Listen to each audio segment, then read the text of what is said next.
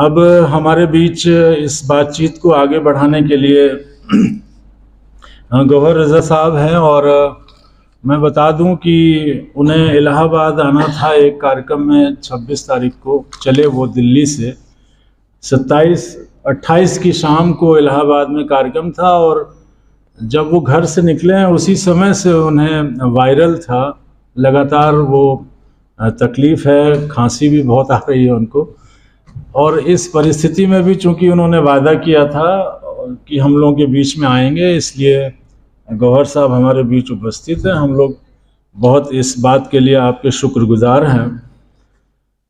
गौहर रज़ा साहब हमारे समय के बहुत ही कहा जाए बहुत ही प्रतिष्ठित वैज्ञानिक, और इस अर्थ में वैज्ञानिक की वो केवल विज्ञान की संस्थाओं या उसके दायरे में न रह करके उन्होंने विज्ञान को शेष दुनिया के साथ कैसे जोड़ा जा सकता है, समाज के साथ कैसे जोड़ा जा सकता है, लोगों के साथ कैसे जोड़ा जा सकता है, इस दिशा में बहुत महत्वपूर्ण काम किया है। मूलतः इलाहाबाद के रहने वाले हैं गौहर रज़ा साहब, और अलीगढ़ विश्वविद्यालय और IIT दिल्ली से उन्होंने शिक्षा ली है। इसके बाद वो एक लंबे समय तक राष्ट्रीय विज्ञान प्रौद्योगिकी एवं विकास अध्ययन संस्थान NISTATS में एक वरिष्ठ वैज्ञानिक के तौर पर रहे। उसके बाद काफ़ी समय तक academy of scientific and innovative research में प्रोफेसर के पद पर उन्होंने काम किया, और एक संस्था है जहांगीराबाद मीडिया इंस्टीट्यूट। रज़ा साहब की दिलचस्पियों का क्षेत्र बहुत विस्तृत है। वो वैज्ञानिक होने के साथ ही एक कहा जाए कि पत्रकारिता भी उनकी क्षेत्र है, और उन्होंने कुछ डॉक्यूमेंट्रीज़ बनाई हैं, बहुत शानदार डॉक्यूमेंट्रीज़ बनाई हैं। जो एक तो जो 1857 का फ्रीडम स्ट्रगल है, उस पर उनकी एक बहुत ही प्रसिद्ध डॉक्यूमेंट्री है। दूसरी उन्होंने भगत सिंह पर बनाई है, इनकलाब नाम से। इसके अलावा ये जो पूरा राष्ट्रीय आंदोलन है, इसके बहुत सारे जो बड़े नेता हैं, जो बड़े चरित्र हैं, जो करेक्टर्स हैं, इनके बारे में भी उनकी जानकारी का क्षेत्र बहुत ही विशद है। और इसके अलावा रज़ा साहब की दिलचस्पी का एक क्षेत्र है शायरी। बहुत सुंदर नज़्म वो लिखते हैं, और बहुत ही बेबाकी के साथ कहा जाए, और बहुत साफगोई से अपनी बात कहते हैं। आज के इस समय में, जैसा कि अभी इशारा किया सलील जी ने कि जो ये समय है, इसमें कैसे अपनी बात को रखा जाए, इसलिए वो बहुत जो उनका प्रतिरोध है उसको भी बहुत सहजता के साथ, बहुत सरलता के साथ रखते हैं, बिना किसी शोर शराबे के। और एक बहुत महत्वपूर्ण पुस्तक उनकी अभी हाल में इसी अगस्त के महीने में रिलीज़ हुई है, मिथकों से विज्ञान तक। और ये पुस्तक सारे जो आजकल के सेलिंग प्लेटफॉर्म्स हैं, सोशल मीडिया के, अमेज़ॉन वगैरह और इस तरह के, उनमें ये पुस्तक उपलब्ध है। आपके लिए बहुत ही रुचिकर और बहुत दिलचस्प पुस्तक है, क्योंकि इसमें विज्ञान के बहुत सारे तथ्यों को बहुत सहज और सरस ढंग से हमारे सामने रखा गया है, जहाँ पर एक तरफ विज्ञान है, दूसरी तरफ धर्म और अध्यात्म का मसला है। जरूरी नहीं है कि हमेशा एक दूसरे का विरोधी या विपरीत ही है, कहाँ पर वो जुड़ता है, कहाँ पर उससे वो अलग होता है, इसकी पूरी इसमें आपको विस्तार से इसके बारे में जानने को मिलेगा। तो ये सारा परिचय है गौहर रज़ा साहब का, और मैं अपना जिसको कहते हैं लोभ जो है वो संवरण नहीं कर पा रहा हूँ। एक नज़्म है, और मैं उस नज़्म के माध्यम से चाहूँगा कि ये जो हमारा विषय है इसको थोड़ा सा और आगे की तरफ लाएं, और ख़ास तौर से जो हमारी आज की परिस्थितियां हैं पिछले समय की, और पिछले 3-4 दशकों में जो हिंदुस्तान में जिस तरीके से बहुत तब्दीलियां आई, ख़ास तौर से ये जो 90 का दशक है, जहाँ पर ये बाजारवाद है, नई किस्म का एक उपनिवेशवाद है, नई तरह की राजनीति है, और सबसे बड़ी बात ये है कि जो चेतना का विपर्य है। एक तरफ हम गांधी, अंबेडकर, लोहिया, इस पूरी परंपरा की बात करते हैं, प्रगतिशील विचारों की बात अभी मार्क्स के माध्यम से सलील जी ने कही, लेकिन हम देखते हैं कि ये जो परिवर्तन की जो चेतना थी, या जो वो कैसे पॉलिटिक्स में आकर के रिड्यूस हो गई। मतलब सारी चेतना, सारा सामाजिक जो आंदोलन है, जो सारी क्रांतिकारी चेतना है, वो अचानक से राजनीति के उस दायरे में आकर के पिछड़ जाती है और पीछे की ओर लौट जाती है। चाहे वो दलित आंदोलन की बात हो, या पिछड़े समाजों का हो, या धर्म के आधार पर। तो ये मुद्दे महत्वपूर्ण हैं। इस पर भी अगर बात हो जाएगी, मैं रज़ा साहब को आमंत्रित करता हूं उनकी एक नज़्म के साथ। जब जब लंबी सी नज़्म है, उसका एक हिस्सा मैं पढ़ना चाहता हूं। जब सब ये कहें खामोश रहो, जब सब ये कहें कुछ भी न कहो, तब समझो पतझड़ रुत आई, तब समझो मौसम दार का है, तब सहमी सहमी रूहों को यह बात बताना लाजिम है, आवाज़ उठाना लाजिम है, हर कर्ज चुकाना लाजिम है। जब सब ये कहें खामोश रहो, जब सब ये कहें कुछ भी न कहो, तब समझो कहना लाजिम है, मैं जिंदा हूँ सच जिंदा है। यही चेतना है, मैं जिंदा हूँ सच जिंदा है, अल्फाज अभी तक जिंदा है। मैं बहुत आदर के साथ गौहर रज़ा साहब को आमंत्रित कर रहा हूँ।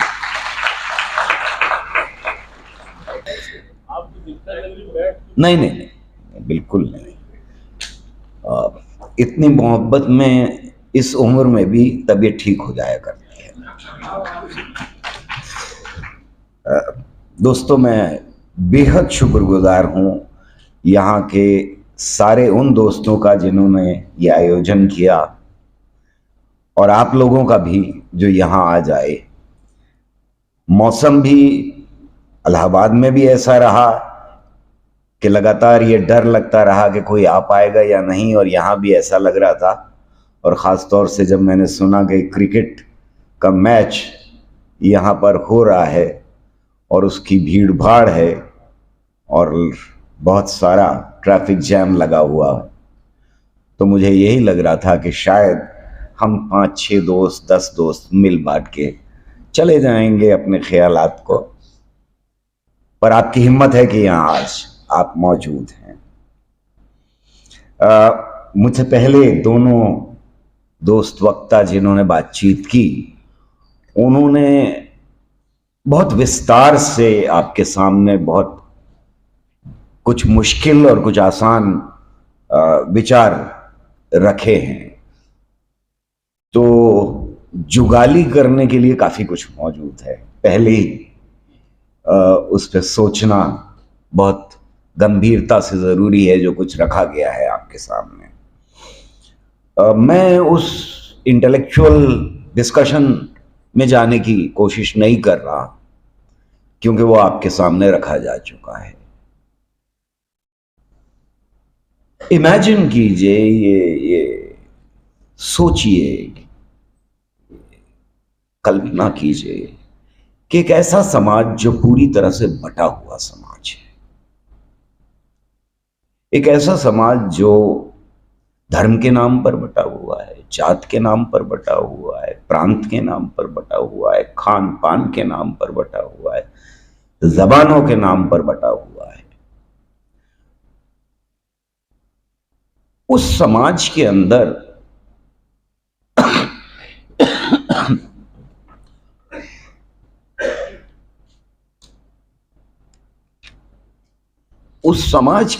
कुछ ख्याल बाहर से आने शुरू होते हैं जो बराबरी के हैं। यानी ऐसा नहीं है कि इंसान की बराबरी का विचार हमारे समाज में और ख़ास तौर से दर्शन में, ख़ास तौर से फ़लसफ़े में नहीं था। क्योंकि अगर चारवाक से लेकर के और बाकी सबको हम परखने की कोशिश करें और वेदों को भी परखने की कोशिश करें, या जैन धर्म को परखने की कोशिश करें या बुद्ध धर्म को परखने की कोशिश करें, ये जो फिलॉसफीज हैं, मैं ढांचे की बात नहीं कर रहा हूं, सामाजिक ढांचे की बात नहीं कर रहा हूं, मैं उस फलसफे की बात कर रहा हूं जो अलग अलग वक्तों में हमारे इस समाज में जन्म लेता रहा। तो हमें दिखाई देता है लगातार कि ये विचार, यानी डेमोक्रेसी का विचार हो, इंसान बराबरी का विचार हो, ये मौजूद है। लेकिन जो 2500 साल से ढांचा बनता है हमारे यहां, वो ढांचा इसके बिल्कुल विपरीत है। वो ढांचा उस दर्शन के ऊपर, उस फिलॉसफी के ऊपर खड़ा किया जाता है जिसमें औरत मर्द बराबर नहीं हो सकती। औरत ढोर डांगर की तरह से ताड़न की अधिकारी है। इंसान इंसान तो बराबर हो ही नहीं सकते। दलित ब्राह्मण के बराबर कैसे हो सकता? हो ही नहीं सकता। जो सर से पैदा हुआ है वो पैर से पैदा होने वाले के बराबर कैसे हो सकता? नहीं हो सकता। सबको पढ़ाई लिखाई का हक हो ही नहीं सकता। अगर दलित के कानों में श्लोक पड़ जाएं तो शीशा पिघला के डाल दो। तो सबको पढ़ाई का अधिकार नहीं हो सकता। सबको प्रॉपर्टी का अधिकार नहीं हो सकता। कुछ ही लोगों को प्रॉपर्टी का अधिकार होगा। तो यह है हमारा ढांचा, यह है हमारा डोमिनेंट फिलोसॉफिकल स्ट्रक्चर समाज का। और वहां ये विचार आने शुरू होते हैं कि इंसान इंसान बराबर होता है, औरत मर्द बराबर है, सबको शिक्षा का अधिकार है, सबको नौकरी का अधिकार है, सबको प्रॉपर्टी का अधिकार है, सबको सब जगह जाने का अधिकार है, उसकी आजादी। और हमको लगभग इन विचारों के संघर्ष को देखें अगर, तो पिछले 100 साल का संघर्ष दिखाई देता है। यानी हमारा जो स्वतंत्रता संग्राम है वो एक तरफ संघर्ष कर रहा है इंपीरियलिज्म के साथ, और दूसरी तरफ उसका संघर्ष इस ढांचे के साथ। इस ढांचे के साथ कॉम्प्रोमाइजेस भी हैं, यानी वो हाथ भी मिलाता हुआ दिखाई पड़ता है हमको लगातार। लेकिन ज्यादा बड़ा संघर्ष अंदर से ट्रांसफॉर्मेशन, अंदर से बदलाव लाने का भी है। भगत सिंह जैसा नौजवान ये लिखता है, और आपके शहर में ही लिखता है, कि अगर इस मुल्क में अनटचेबिलिटी रहती है, छूत-छात रहती है, तो हमें आजादी का कोई हक नहीं। ये वो नौजवान लिख रहा है जो फांसी पर चढ़ने के लिए तैयार है आजादी के। वो कह रहा है कि हक ही नहीं है हमें आजादी, अगर हम अपने समाज में बदलाव नहीं लेकर के आते। तो ये रस्साकशी है, एक तरफ इंपीरियलिज्म के साथ और दूसरी तरफ अपने समाज के बदलाव के लिए। इसमें हमें याद रखना चाहिए कि हम दुनिया में लगभग, मुझे नहीं मालूम, Khalil will know probably better, लेकिन मेरा अंदाजा यह है कि हम अद्भुत 100 साल से गुजरे हैं। अंग्रेजों के खिलाफ जो संघर्ष है वो हमारा रेशियल संघर्ष नहीं, नस्लवाद नहीं है उसके अंदर। हम इंपीरियलिज्म के खिलाफ खड़े हैं, हम नस्लवादी नहीं हैं। हम अंग्रेज से गोरी चमड़ी से नफरत नहीं कर रहे, क्योंकि अगर हम गोरी चमड़ी से नफरत कर रहे होते तो फिर शायद अपने यहां जातिवाद के खिलाफ भी खड़े नहीं हो पाते। और इसमें सबसे आगे जो हमको दिखाई दे रहा है वो दिखाई दे रहा है वो प्रोग्रेसिव मूवमेंट, जिसके बारे में अभी दोनों वक्ता आपको विस्तार से बता चुके हैं। और ख़ास तौर से उसमें बहुत बड़ा कंट्रीब्यूशन हमारे यहाँ के उन शायरों का, अदीबों का, फिल्मकारों का, म्यूजिशियंस का, गीतकारों का है जो पीडब्ल्यूए के साथ जुड़े। मैं जब अपनी जिंदगी पर नजर डालता हूं तो मुझे यह बात बहुत क्लियर हो जाती है कि मैं साइंस का स्टूडेंट तो था, इंजीनियरिंग तो किया मैंने, लेकिन साइंटिफिक टेम्पर के मतलब अगर समझने थे, अगर इकोनॉमिक्स समझनी थी, अगर इस देश में सोशियोलॉजी समझनी थी, तो फिर बिना प्रेमचंद को पढ़े हुए, बिना कृष्णचंद को पढ़े हुए, बिना सादत हसन मंटो को पढ़े हुए, बिना फैज अहमद फैज को पढ़े हुए या साहिर लुधियानवी को पढ़े हुए नहीं समझ सकते थे। यानी अगर मुझे साइंटिफिक टेम्पर सीखना था तो फिर मुझे इन लोगों की जरूरत थी, बिना इनके मैं नहीं समझ सकता था। मैं साइंटिफिक टेम्पर की बात यहां क्यों कर रहा हूं? मैं इसलिए कर रहा हूं कि ये जब विचार आने शुरू हुए और हमारे ढांचे के साथ टकराए, जो यूरोप से पलट के आए थे हमारे यहां, क्योंकि हमारे यहां जो डोमिनेंट ढांचा था, जैसे मैंने कहा, वो गैर बराबरी का ढांचा था।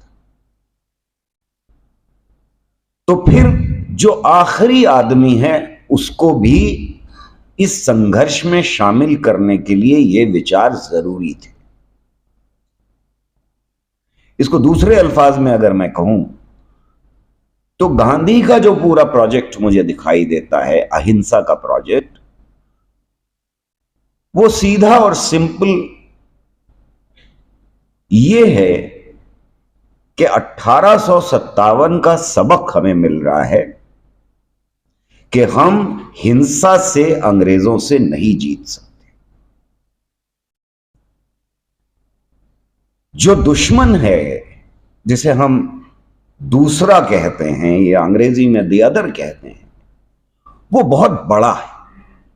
वो इतना बड़ा है कि उसकी राज में सूरज नहीं डूबा करता। तो अगर इतना बड़ा द अदर है तो आपको एक सेल्फ यानी खुद को उतना बड़ा करना पड़ेगा। और इसके लिए एक ही अकेली मूरत तराशी जा सकती है जिसे हम हिंदुस्तानी या इंडियन कह सकें। यानी इस बटे हुए समाज में धर्म आधार नहीं हो सकता, जाति आधार नहीं हो सकती, प्रांत आधार नहीं हो सकता, जबान आधार नहीं हो सकती, संघर्ष की। तो संघर्ष का आधार हो क्या सकता है? संघर्ष का आधार बराबरी ही हो सकती है। अगर बराबरी की कॉल नहीं देंगे तो जिस आदमी की बात कर रहे हैं गांधी बार बार, गांधी को थोड़ा डिस्टेंस से, जिस डिस्टेंस की बात कर रहे थे सलीम, उस डिस्टेंस से देखने की कोशिश करनी चाहिए। गांधी पॉलिटिशियन है, मैं उनको महात्मा नहीं मानता। हिंदुस्तान ने दो जायंट पैदा किए 20वीं सदी में, एक नेहरू और एक गांधी, इसमें मुझे कोई शक नहीं है। उसके बावजूद के मेरा हीरो हमेशा जिंदगी भर भगत सिंह रहा, आज भी भगत सिंह है। लेकिन ये दोनों जायंट्स थे। गांधी क्या कर रहे हैं? गांधी उस आखिरी आदमी की बात कर रहे हैं जो लाइन में सबसे पीछे खड़ा है। क्यों? क्योंकि जिसके खिलाफ संघर्ष है वो जायंट है, वो बहुत बड़ा है। तो अगर सबको नहीं मिलाया गया तो ये जीता ही नहीं जा सकता। और इस पूरे संघर्ष के अंदर हमें दिखाई देता है कि साइंटिफिक टेम्पर की लड़ाई लगातार जारी है। उसका इतिहास और हमारे स्वतंत्रता संग्राम का इतिहास दोनों साथ साथ है। और जब हमारा कॉन्स्टिट्यूशन बनता है तो फिर उसकी रूह जो है वो हमें दिखाई देती है। प्रियम्बल खास तौर से वहां साइंटिफिक टेम्पर मौजूद है, साइंटिफिक दृष्टिकोण मौजूद है। और ये जो मूर्त तराश रहे हैं, जिसके सबसे बड़े शिल्पकार वही दोनों दिखाई देते हैं, गांधी और नेहरू, ये मूर्त बिना पीडब्ल्यूए के तराशी नहीं जा सकती थी। प्रोग्रेसिव राइटर्स एसोसिएशन का जितना बड़ा कंट्रीब्यूशन इस मूर्त को तराशने में, जिसे हम हिंदुस्तानी होना कहते हैं, इंडियन ड्रीम जो है, वो बिना इन लोगों के सोचा भी नहीं जा सकता। मतलब गोदान से लेकर के आप सादत हसन मंटो तक बंटवारे के ऊपर उसकी कहानियां उठा लीजिए, उनके बिना हिंदुस्तानी पहचान बन ही नहीं सकती थी। और इसमें एक जो गारा बनाया गया इस मूर्त को तराशने में और गढ़ने में, उस गारे में सबसे ज्यादा इंपॉर्टेंट चीज थी साइंटिफिक टेम्पर। मैं क्यों कह रहा हूं? मैं इसलिए कह रहा हूं कि हमारे साथ और हमारे कुछ बाद आजाद होने वाले मुल्कों के ऊपर नजर डालने की आप कोशिश करें, जो हमारे अड़ोस पड़ोस में, वहां हमको साफ दिखाई देता है कि डेमोक्रेसी स्टेबल है ही नहीं। आज है, कल नहीं है। और ये याद रखिए कि आरएसएस का बड़ा प्रोपेगेंडा है कि मामला मुसलमानों का है, जहां जहां मुसलमान हैं वहां गड़बड़ हो रही है। तो इस एक्सप्लेनेशन में न म्यांमार फिट होता है, न श्रीलंका फिट होता है, और न नेपाल फिट होता है। सवाल वो नहीं है। सवाल ये है कि इन देशों के अंदर साइंटिफिक टेम्पर के ऊपर कभी डिबेट हुई ही नहीं। इसके अलावा हम में और उनमें कोई फर्क नहीं। और आज इस साइंटिफिक टेम्पर के ऊपर दोबारा से बहुत बड़ा हमला है।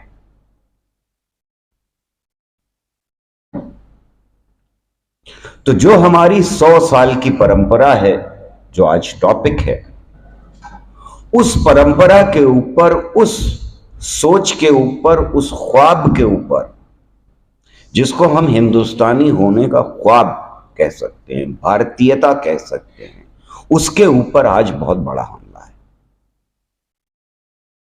क्योंकि उस साइंटिफिक टेम्पर के ऊपर, उस वैज्ञानिक सोच के ऊपर बहुत बड़ा हमला है, जिसकी डिबेट हमारे यहां हुई और हम बड़े फख्र से कह सकते हैं कि हमने उसमें अगुवाई ली। 1985 के 1958 में पहली बार हमारे देश में पार्लियामेंट ने एक रेजोल्यूशन पास किया।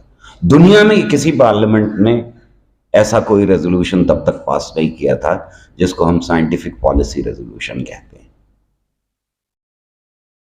उस साइंटिफिक पॉलिसी रेजोल्यूशन के अंदर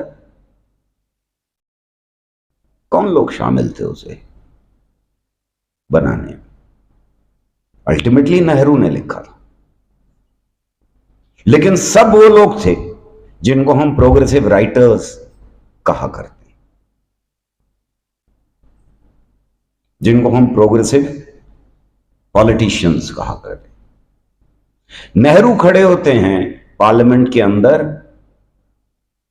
और ये कहते हैं कि इस रेजोल्यूशन का हर लफ्ज आगे आने वाले भविष्य के लिए बहुत ही अहम होने जा रहा है, इसलिए मैं इस रेजोल्यूशन को पूरा पढ़ूंगा। नॉर्मली पार्लियामेंट के अंदर रेजोल्यूशन आता है, उसको नंबर मिलता है, कहा जाता है कि ये प्लेस कर दिया गया और उसके ऊपर बहस शुरू हो जाती है, पढ़ा नहीं जाता है। नेहरू ने पूरा रेजोल्यूशन पढ़ा।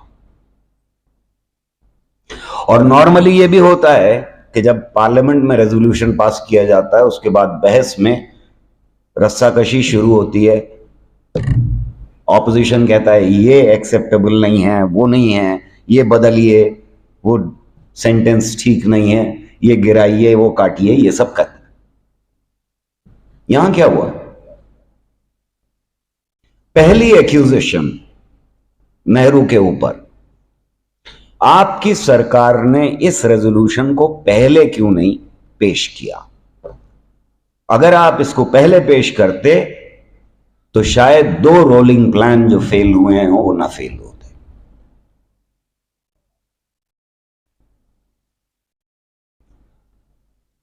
दूसरा एक्यूजेशन, जब ये पार्लियामेंट में पास किया जा रहा है तब वहां इलाहाबाद में कुंभ मेला हो रहा है और वहां पर मिथ्स एंड सुपरस्टिशंस फैलाए जा रहे हैं। आपकी सरकार उसके लिए क्या कर रही है?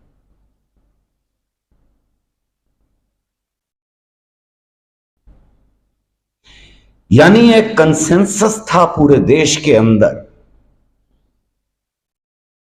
साइंटिफिक टेम्पर को लेकर के। यह कोई छोटी बात नहीं थी,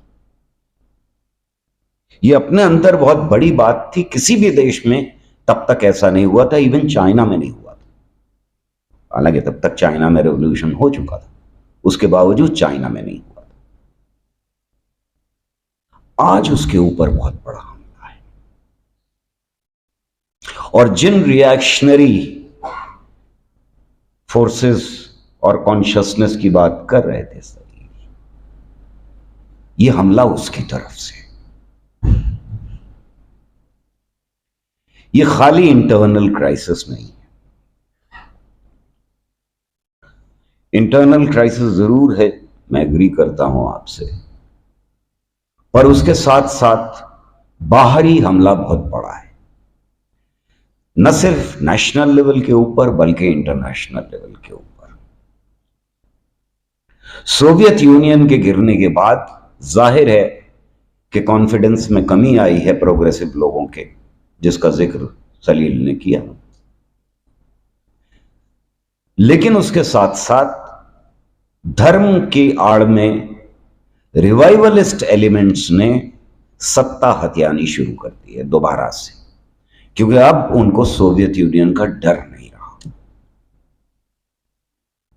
वो चाहे 8 घंटे की नौकरी को खत्म करके 12 घंटे की 14 घंटे की नौकरी बच्चों की कर दी जाए, यहां से लेकर के और धर्म का दोबारा से इस्तेमाल करना पॉलिटिक्स में, और खास तौर से धर्म के हिंसक पहलू का इस्तेमाल करना, वो रिवाइवलिज्म हमको दिखाई दे रहा है सामने। ये ऐसा ही नहीं है कि प्राइम मिनिस्टर एक दिन उठते हैं, आप मुझे बता देंगे,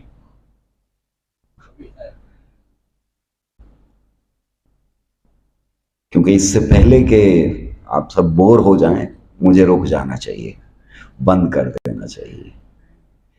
प्राइम मिनिस्टर एक दिन उठते हैं तो जाते हैं डॉक्टर्स के बीच में, कहते हैं कि हमारे यहां पुराने जमाने में प्लास्टिक सर्जरी हुआ करती थी, हाथी का सर काट के लगा दिया। ये बात अलग है कि प्राइम मिनिस्टर कह रहे हैं इस बात को, तो बहुत सीरियसली नहीं लेना चाहिए। लेकिन डर लगता है तब जब जनता ताली बजाती है उसके ऊपर, और ये डॉक्टर्स हैं जो ताली बजा रहे हैं,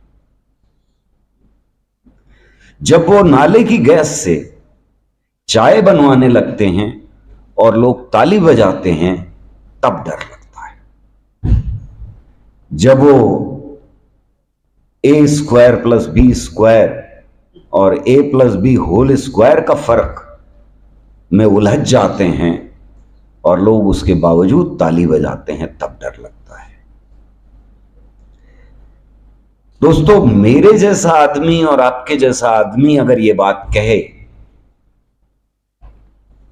कि Sita ji test tube baby थी, तो शायद हमें पागल करार दे दिया जाए। कोई बात नहीं है, एक आदमी है ऐसा कह रहा है, छोड़ो, जाने दो, क्या फर्क पड़ता है, बेवकूफ है, इसे साइंस भी नहीं आती, इसे धर्म भी नहीं आता। लेकिन जब प्राइम मिनिस्टर ये कहता है, और वो भी सबसे दुनिया की बड़ी डेमोक्रेसी का प्राइम मिनिस्टर ये कहता है, उसका ढिंढोरा रोज पिटता है कि हम सबसे बड़ी मदर ऑफ डेमोक्रेसी, तब फिर क्या होना शुरू होता है। नेहरू ने अपने जमाने में साइंटिफिक टेम्पर की बात की, नीचे तक पॉलिसीज फॉर्मुलेट होनी शुरू हुई, एडमिनिस्ट्रेशन को ये मैसेज गया कि आगे आने वाले हिंदुस्तान में हम साइंस और टेक्नोलॉजी को लेकर के साइंटिफिक कॉन्शियसनेस क्रिएट करने की कोशिश करेंगे। जब प्राइम मिनिस्टर इस तरह की बात कहता है तो नीचे तक यह मैसेज जाता है, एक स्कूल का टीचर तक यह मैसेज जाता है कि वो कुछ भी बोल सकता है, वो कोई भी कहानी सुना सकता है। एक मिनिस्टर तक ये मैसेज जाता है कि वो बड़ी बेशर्मी से ये कहे कि डार्विनिज्म में मुझे यकीन नहीं है, मेरे पूर्वज तो जंगलों में रहते थे, जंगलों में जाते थे और उन्होंने किसी बंदर को आदमी बनते नहीं देखा। मेरा ख्याल यह है कि उनको जंगल में ही भेज देना चाहिए था, उनको मिनिस्ट्री में नहीं होना चाहिए था। एक चीफ मिनिस्टर ये कहता है कि हमारे यहां पुराने जमाने में टेलीविजन था, और टेलीविजन था तो इंटरनेट था, और इंटरनेट था तो फिर सैटेलाइट था, और सैटेलाइट था तो रॉकेट था, तो वगैरह। दोस्तों, ये अटैक है, ये अटैक है साइंटिफिक टेम्पर के ऊपर, क्योंकि ये आम आदमी मेरे जैसा नहीं कह रहा है, ये वो लोग कह रहे हैं जिनकी बातों से देश की पॉलिसी तैयार की जाती है।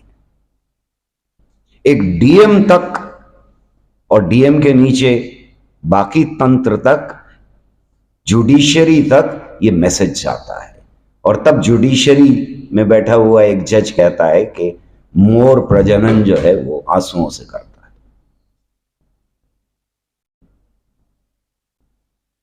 ये परेशान करने वाली बातें, आप लोगों में से कई के चेहरे पे मुस्कुराहट मुझे दिखाई दे रही है, और हमेशा ही दिखाई देती है जब ऐसी बातें हम सुनते हैं। पर जब प्राइम मिनिस्टर कह रहा है तो फिर हमको इसको सीरियसली लेना पड़ेगा, और इसलिए जरूरी है कि हम अपनी जिस प्रोग्रेसिव ट्रेडिशन और प्रोग्रेसिव कल्चर की बात कर रहे हैं, जिसमें बड़ी मेहनतें की हैं हमारे लेखकों ने, हमारे साइंटिस्ट ने, हमारे शायरों ने खास तौर से,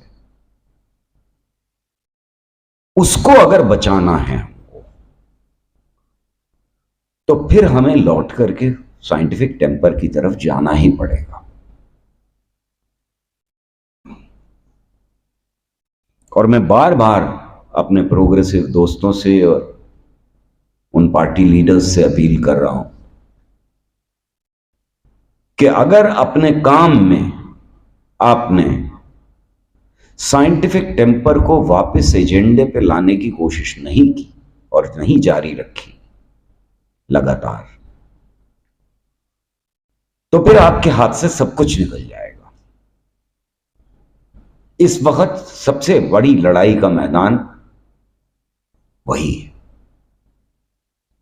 और इस वजह से उन्हें मालूम है कि डार्विनिज्म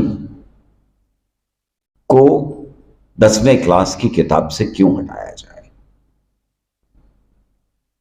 लगता है डार्विनिज्म को हटा दिया, कोई बात नहीं, बोझ कम हो गया बच्चों के ऊपर, और 12वें से तो हम पढ़ा ही रहे हैं।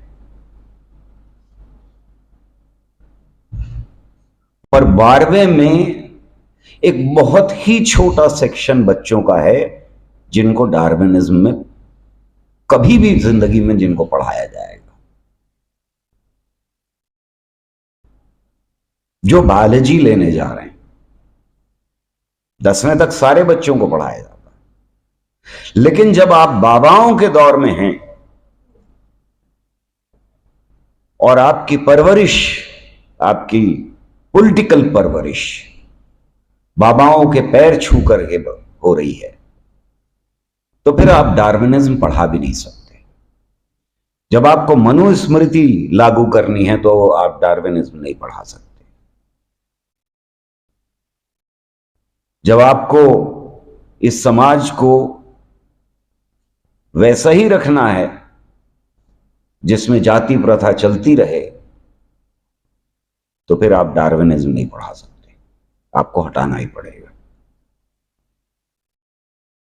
किसी ने पूछा चलो भाई डार्विनिज्म हटा दिया, उसको तो मुसलमान भी बर्दाश्त नहीं करते, पाकिस्तान में हटा दिया था, बहरहाल 2006 के बाद उन्होंने इंट्रोड्यूस कर दिया, लेकिन वो इजराइल भी नहीं पढ़ाता अपने यहां, उनको भी प्रॉब्लम है। तो डार्विनिज्म हटा दिया, ये जो पीरियोडिक टेबल है इससे क्या झगड़ा। पीरियोडिक टेबल में तो एलिमेंट्स ही पढ़ाए जाते हैं, तो ये किस लिए हटा दी।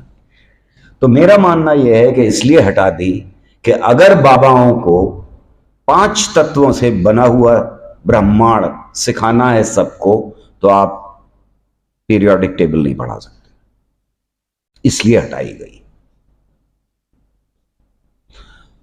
यह हमला बहुत इंटेंस हमला है। हमें हिस्ट्री और पॉलिटिकल साइंस पर जो हमला हुआ है उसके बारे में थोड़ा बहुत पता है, जो इस वक्त साइंस के ऊपर हमला हो रहा है उसके बारे में नहीं पता है। मैं समझता हूं कि हम में से बहुत सारे लोगों को, यहां मंच पर बैठे हुए साथियों को, आप लोगों को लगातार इसके ऊपर लिखने की जरूरत है, इसके ऊपर पढ़ने की जरूरत है। बहुत शुक्रिया।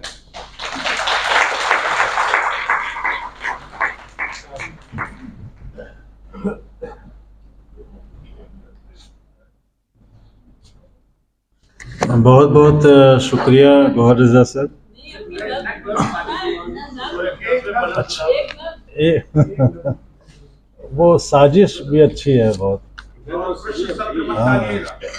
हाँ, प्रश्न सत्र है इसके बाद। हाँ हाँ, आइए।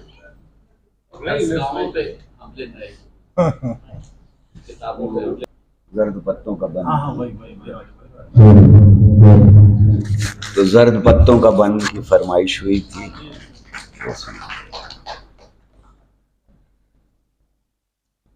जर्द पत्तों का बन।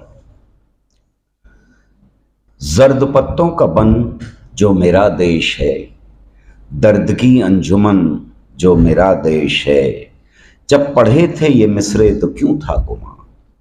जर्द पत्तों का बन फैज का देश है, दर्द की अंजुमन फैज का देश है। बस वही देश है जो कि तारीख है, बस उसी देश तक है खुदा की डगर। बस वही देश है जर्द पत्तों का बन, बस वही देश है दर्द की अंजुमन। मुझको क्यों था यकीन के मेरे देश में जर्द पत्तों के गिरने का मौसम नहीं। मुझको क्यों था यकीन के मेरे देश तक पतझड़ों की कोई राहगुजर ही नहीं। इसके दामन पे जितने भी धब्बे लगे अगली बरसात आने पे धुल जाएंगे। अब जो आया है पतझड़ मेरे देश में, अब जो आया है पतझड़ मेरे देश में, धड़कनें जिंदगी की हैं रुक सी गई, खंजरों की ज़बां रक्स करने लगी, फूल खिलने पे पाबंदियां लग गईं, कत्लगाहें सजाई गई जा बजा, और इंसाफ सूली चढ़ाया गया। खून की प्यास इतनी बढ़ी आखिरश, जामुमीना लहू से छलकने लगे, नाम किसके करूं इन खिजाओं को मैं, नाम किसके करूं इन खिजाओं को मैं, किससे पूछूं बहारें कहाँ खो गईं, किससे जाकर कहूं जर्द पत्तों का बन अब मेरा देश है, दर्द की अंजुमन अब मेरा देश है। ऐ मेरे हमनशी, जर्द पत्तों का बन दर्द की अंजुमन, आने वाले सफीरों की किस्मत नहीं। ये भी सच है कि उस फैज के देश में चांद अब भी निकलता है हर शब वहां, पाबजोला सही फिर भी सच है यही, सुबह पाबजोला सही फिर भी सच है यही। लाइनें भूल जाता हूं, अब हो गया है उम्र। कत्लगाहें सजाई गई जा बजा, गाजियों की भी कोई कमी तो नहीं, और मेरे देश में रात लंबी सही चांद मध्यम सही फिर भी है ये यकीन, और मेरे देश में रात लंबी सही चांद मध्यम सही फिर भी है ये यकीन, खल्क उठेगी हाथों में परचम लिए, सुबह पाजे पहने हुए आएगी, रन पड़ेगा बहारों खिजाओं का जब, रंग बिखरेंगे और रात ढल जाएगी, जर्द पत्तों का बन भी सिमट जाएगा, दर्द की अंजुमन भी सिमट जाएगी।